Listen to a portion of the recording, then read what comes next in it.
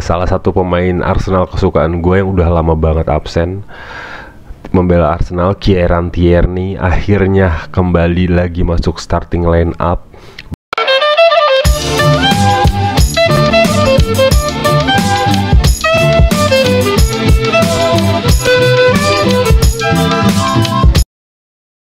Halo guys, balik lagi di konten Only Gunners dalam matchday babak perempat final Piala Kaleng alias Carabao Cup antara Arsenal FC melawan Crystal Palace di Emirates Stadium tadi malam. Tanggal 20 ya, 20 Desember 2024. Oke, langsung aja. Kita bahas salah satu pertandingan yang menurut gue sangat exciting sekali.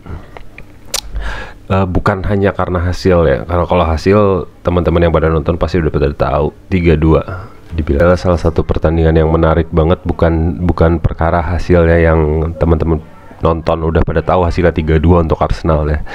Tapi di sini ada banyak perubahan signifikan dalam skuad Arsenal yang sangat pro kontra menurut gue pribadi, yang sangat gue senang dan gue benci terjadi dalam pertandingan ini secara bersamaan. Jadi mari kita bahas satu-satu. Oke, di skuad dulu deh, di skuad Arsenal posisi penjaga gawang masih David Raya. Lalu di tengah, back tengah ada Jakub Kiwior yang mana emang jatahnya Kiwior ya di musim ini untuk main di Carling Cup, Carabao sekarang namanya Carling, tua banget. Lalu yang sangat gua seneng tadi gue bilang, salah satu pemain Arsenal kesukaan gue yang udah lama banget absen membela Arsenal, Kieran Tierney, akhirnya kembali lagi masuk starting line up. Bahkan sebelumnya dia masuk bench tapi nggak pernah dikasih kesempatan main sama Arteta. Akhirnya di pertandingan ini lawan Crystal Palace, Kieran Tierney main lagi di posisi bek kiri. Itu gue sangat suka Kieran Tierney dari dulu, etos kerjanya, cara dia main, meskipun dia tradisional fullback ya, kurang cocok di posisi invert. Adaptasinya makanya musim kemarin dipinjemin ke Sociedad. Tapi Kieran Tierney gue sangat suka banget, orang Inggris banget ibaratnya gitu loh, Englishman banget. Sikap dia di lapangan, etos kerjanya, lalu skillnya segala macam. Tierney adalah salah satu pemain yang sangat gue suka di Arsenal saat ini. Ketika Arteta mulai memimpin rezimnya dia ya, Tierney adalah yang sangat gue suka. Cuman karena strategi dan segalanya dia jadi nggak dapat kesempatan gitu loh. Pokoknya intinya gue seneng banget Tierney main lagi, dan itu kan hal yang gue senengin. Satu hal yang gue sebel dan pertanyakan adalah formasi back Arsenal sebenarnya. Kiwior oke main di posisi back tengah, Tierney oke di posisi back kiri fullback. Tapi kenapa pendampingnya si Kiwior itu Jurrien Timber ditaruh di back tengah? Itu sangat absurd bos. Yang lebih absurd lagi, Thomas Partey main tapi di posisi back kanan lagi. Astagfirullahalazim. Gua nggak tahu si Arteta kenapa memakai pola itu gitu loh. Dia tuh kayak orang yang nggak bisa terima kritik dari luar menurut gua. Kayak dia tuh pengen nge-proof kalau Partey itu bisa main di posisi itu dan efektif. Memang bisa, gue bilang. Cuman buat apa anjir? Kalau kekuatan terbesarnya Partey itu jadi holding midfielder di depan back tengah, buat apa dia dijadiin back kanan invert anjir? Sedangkan lu punya pemain-pemain yang masih fit. Kasarnya Gabriel Magalhaes masih ada, Saliba masih ada, Lewis Kelly juga masih ada, Timber ada gitu loh. Apa fungsinya si Partey di situ? Lu pengen nyoba apa lagi gitu loh? Di tengah untuk ajang lapis kedua, bukan lapis kedua ya, ajang yang di second tier lah ibaratnya, kayak Carling Cup ini.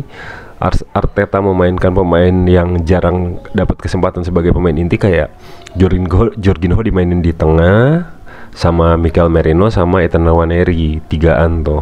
Oke lah, itu masih oke.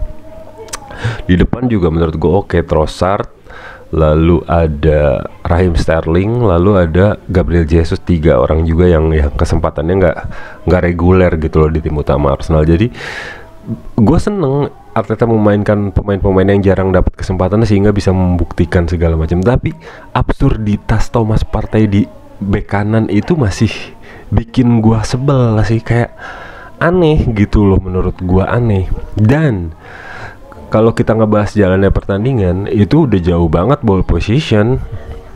Crystal Palace udah di babak ke-1 tuh sampai hampir 80, malah 80% banding 20, udah hampir 79-21 lah, sekitar segitu. Crystal Palace emang benar-benar nggak dikasih bola, which is ya gue seneng dalam skala permainan Arsenal. Tapi menempatkan Jurrien Timber di posisi back tengah itu absurd menurut gue, dan itu akhirnya terbukti kan.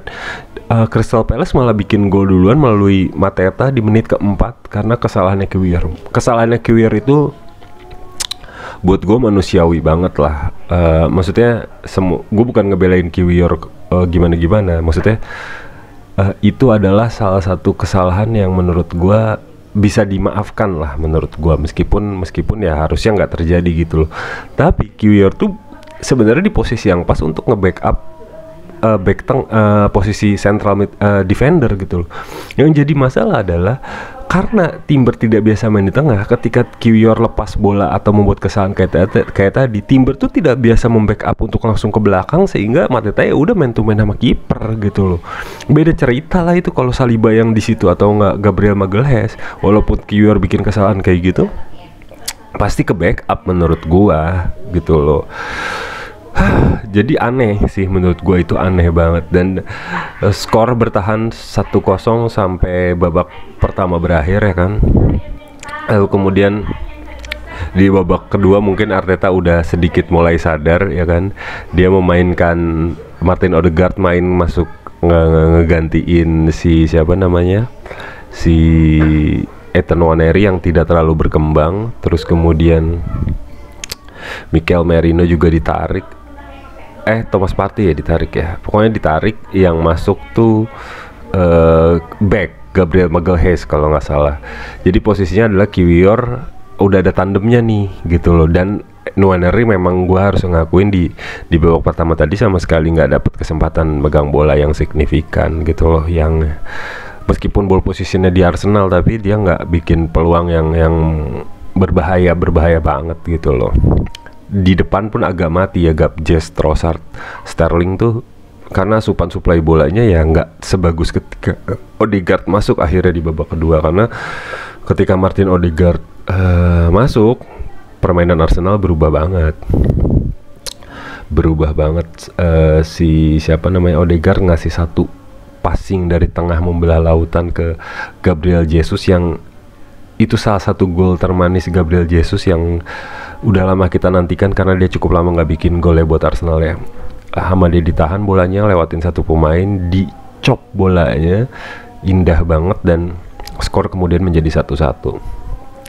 Sebenarnya gue udah malas bahas Raheem Sterling ya.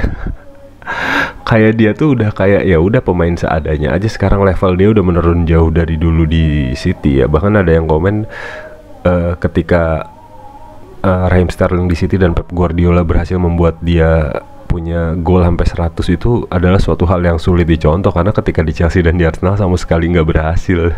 Menurut gua ada satu peluang yang dibikin Raheem Sterling melalui free kick yang bagus sih, gua akuin bagus, tapi bisa ditahan oleh kiper Crystal Palace, tidak menghasilkan gol. Tapi ya udah itu doang. Karena di babak kedua ada satu kejadian ketika Kieran Tierney di pertandingan ini mainnya indah banget. Gue seneng banget cara mainnya Tierney, dan harusnya sih membuat Arteta melek ya untuk memainkan dia lebih sering menurut gue, daripada nyoba-nyoba di Timber di kiri lagi gitu loh. Karena Tierney penetrasinya bagus, runningnya cepet banget, covering bolanya bagus, pergerakan tanpa bolanya bagus. Ada satu kejadian di mana Tierney overlap ke depan, dia ngasih umpan silang, itu Raheem Sterling di depan. Udah disontek kena sama Sterling, ketahan kiper, bolanya balik lagi ke Sterling, disontek lagi kena tiang. Dan itu kejadian ini bahkan nggak bikin gue sedih dan heran lagi, karena ini bukan sekali dua kali Sterling melakukan kegoblokan kayak gitu loh, membuang peluang, dan wajar akhirnya kenapa Maresca ngebuang dia, Guardiola ngebuang dia. Secara skill individu atau running speed, pace, Sterling bagus, tapi dia sama sekali nggak berubah dalam soal finishing dan permainan sih. Nyari bolanya jelek, covering untuk tracking ball ketika lepas bola aja jelek, jadi ya udah dibuang ke Arsenal. Ya mungkin menurut gua mah Arteta benar-benar tipe yang kasihan aja gitu loh. Dan kemudian Bukayo Saka masuk, Thomas Partey keluar. Gue sebenarnya bingung juga kenapa Thomas Partey yang ditarik keluar gitu loh. Kenapa nggak Mikel Merino yang lu tarik keluar, Thomas Partey dimainin sama Jorginho di pivot gitu loh. Kayak Arteta tuh pengen membuktikan pembelian Merino itu tidak salah. Menurut gue nggak bisa ngomongin Merino sekarang ya, tapi Merino memang belum punya peran yang sesignifikan Thomas Partey atau Declan Rice di Arsenal dalam ngisi midfield, even dia substitution ya, atau masih proses adaptasi. Permainan dia tidak terlalu mencolok untuk skuad Arsenal saat ini gitu loh. Gue nggak bilang jelek, coveringnya bagus, tacklingnya bagus, umpannya bagus, tapi ya udah biasa aja gitu loh. Lalu gol kedua akhirnya dihasilkan oleh Gabriel Jesus lagi melalui umpan Bukayo Saka ketika Sterling diganti. Ya inilah pemain Arsenal yang sebenarnya masuk. Bukayo Saka langsung ngasih assist ke Gabriel Jesus, yang sebenarnya menurut gua agak sedikit offside, tapi karena pertandingan Carabao Cup ini nggak pakai VAR, jadinya nggak direview. Sedikit aja sih, tipis, masih wajar menurut gua. Dan di shoot langsung kenceng sama Gabriel Jesus, skor jadi 2-1. Cukup efektif banget Gabriel Jesus di permainan ini ketika pemain-pemain supportnya mumpuni ya, yaitu Odegaard dan Saka. Yang mengubah pertandingan ini ya Odegaard dan Saka. Ketika mereka berdua masuk ya udah habis tuh Crystal Palace gitu loh. Lalu nggak lama berselang dari situ gol ketiga Gabriel Jesus lahir dari lagi-lagi kecerdikan Martin Odegaard ngasih umpan terobosan fast break ya, atau serangan balik. Crystal Palace dapat corner, nggak masuk, ketahan, bolanya ke kaki Odegaard. Posisi Gabriel Jesus masih di daerah pertahanan sendiri, dia passing ke depan sama Odegaard, di passing ke depan langsung ketemu Jesus, jadi posisinya nggak offside, udah langsung lari dengan kecepatannya Jesus, man to man sama kiper, skor menjadi 3-1 saat itu. Dan itu gue pribadi sangat merayakan hat-trick ini sih menurut gue, karena itu dibutuhkan banget buat Gabriel Jesus menambah kepercayaan dirinya ya. Lalu kemudian ya pertandingan berlangsung hampir sama dengan babak pertama, meskipun Arsenal dengan beberapa pergantian pemain lagi. Tapi overall Lewis Kelly juga sempat masuk, gantiin Tierney yang agak kram ya. Gue khawatir tapi kayaknya nggak cedera parah sih, mungkin adaptasi aja gitu loh. Gue berharap Tierney tetap sembuh dan bisa ngasih nggak bisa dikasih kesempatan untuk main nge-backup posisi seperti semula kayak kemarin gitu loh, kayak musim-musim prime dia di Arsenal. Gol Crystal Palace akhirnya terjadi di menit 85 lewat mantan pemain Arsenal Eddie Nketiah yang musim ini di awal musim hijrah ke mana, ke Crystal Palace ya, lewat sundulan yang menurut gue kelas dunia. Itu sundulan Eddie Nketiah karena dia ngelawan dua back jangkung Arsenal, dia loncat duluan dan loncatannya tinggi, nyundul bola ke arah kirinya David Raya dan nggak bisa diantisipasi sama David Raya. Skor menjadi 3-2.